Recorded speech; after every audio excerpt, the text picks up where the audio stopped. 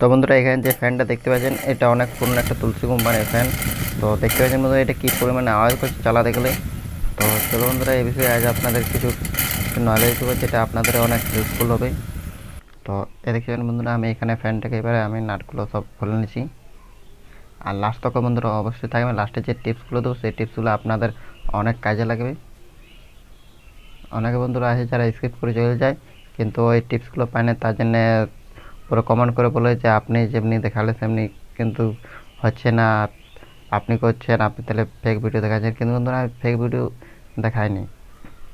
আর লাস্টে যে টিপসগুলো দেবো সেই টিপসগুলো অবশ্যই দেখে ফলো করবে, তো আপনাদের অবশ্যই আপনার যেমনি কাজ হয় সেমনি কাজ হবে। তো এটা দেখতে পেলেন যে কীরকম আওয়াজ করছে, আর এটা স্যাপটার কিন্তু বন্ধুরা কোনো ফল্ট নেই, আর এটা বুশগুলো নতুন লাগানো হয়েছে, তা এরকম কী জন্য আওয়াজ করছে। তো এরকম আওয়াজ করার পিছনে বন্ধুরা মেন রিজন হচ্ছে এটা দুটো ওয়াশার লাগবে, পুরো একদম ঢক আছে, আর ফ্যানগুলোতে ঢক রাখা চলবে না। তো এটা আমি ঘুরিয়ে দেখে নিয়েছি যে আমার এটা একদম পুরোপুরি ঠিক ফ্রি আছে। তো এখানে আমি এই যে দুটো ওয়াশার আছে সেই দুটো ওয়াশারগুলো আমি এখানে নিয়ে আমি লাগিয়ে নিয়েছি। তাই দেখতে পারেন বন্ধুরা আমি এখানে ওয়াশারটা নিয়ে লাগিয়ে নিয়েছি।